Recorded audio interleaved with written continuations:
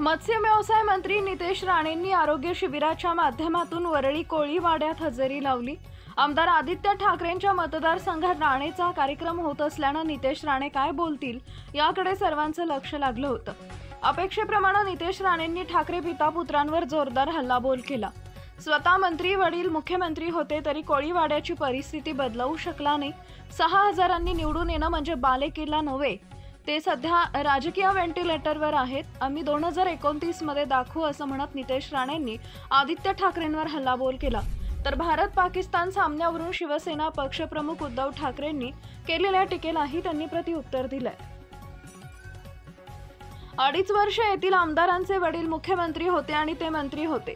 Motor बाईकवर इकडे यावं लागतं, किती मोठा बालेकिल्ला आहे ना, असा खोचक टोला नितेश राणेंनी लगावला। तसेच उद्धव खानला विचारायचं आहे, विजयी मिरवणुकीत पाकिस्तानचे नारे का, हिरवा गुलाल का, तेव्हा पाकचा राग आला नाही का? मिरवणुकीत सर तन से जुता असे नारे दिले गेले, त्यांचे राजीनामे घे ना। उद्धव ठाकरेंच्या कालावधीत 5 वर्ष महाविकास आघाडीचं सरकार टिकलं असतं तर पुढचा मुख्यमंत्री मुस्लिम झाला असता असं म्हणत भारत पाकिस्तान यांच्यातील सामन्यावरून राणेंनी उद्धव ठाकरेंवर पलटवार केला। असलम शेखनं मिनी पाकिस्तान मालवणीला बनवून ठेवला आहे।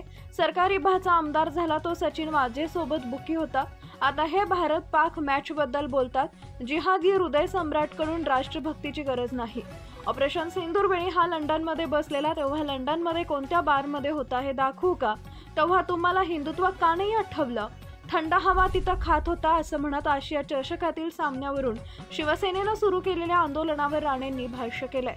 आदित्य ठाकरे स्वतः बुरक्यात लपून उद्या मॅच बघेल, आवाज पण मॅच करेल, पाकिस्तान जिंदाबाद असं तो नारे लावेल असं म्हणत नितेश राणेंनी पुन्हा एकदा आदित्य ठाकरेंची नक्कल केली आहे। तर संजय राऊत हा मरीन ड्राईव्हवर तिकिटाचे ब्लॅक करताना सापडेल असंही त्यांनी म्हटलंय। उद्धव ठाकरेंकडे महापौर देणं म्हणजे पुढचा महापौर अब्दुल किंवा शेख होणार। घरातली पूजा देखील हे होऊ देणार नाहीत। हिंदू समाजाचे कुंकू पुसले जात होते तेव्हा लंडनवरून परत यावं असं का वाटलं नाही? पंतप्रधान यांनी दहशतवाद्यांचे अड्डे उद्ध्वस्त केलेत, यांची लायकी नाही स्वतःच्या वडिलांचं नाव घेण्याची। बाळासाहेब यांना हे कोणत्या नावानं हाक मारायचे? म्हातारा म्हणून हाक मारायचे, हा पाकिस्तानी चाटत बसतो, याच्या ढुंगणावर लात मारून बाळासाहेब यांनी हकललं असतं, अशी तीव्र शब्दात राणेंनी उद्धव ठाकरेंवर पलटवार केलाय। उपमुख्यमंत्री बनण्यासाठी असलम शेख याला उद्धव ठाकरेंनी शब्द दिला होता। दिशा सालियन प्रकरणातून बाहेर काढण्यासाठी हे सर्व केलं होतं। काँग्रेसला सांगून ते असलम शेखला उपमुख्यमंत्री करणार होते, स्वतः काडीसारखा झालाय, तू नको सांगू। बाळासाहेब ठाकरे यांचं स्वप्न पंतप्रधान मोदींनी पूर्ण केले। उद्या मतं फुटली तर आदित्यवर पण संशय येईल।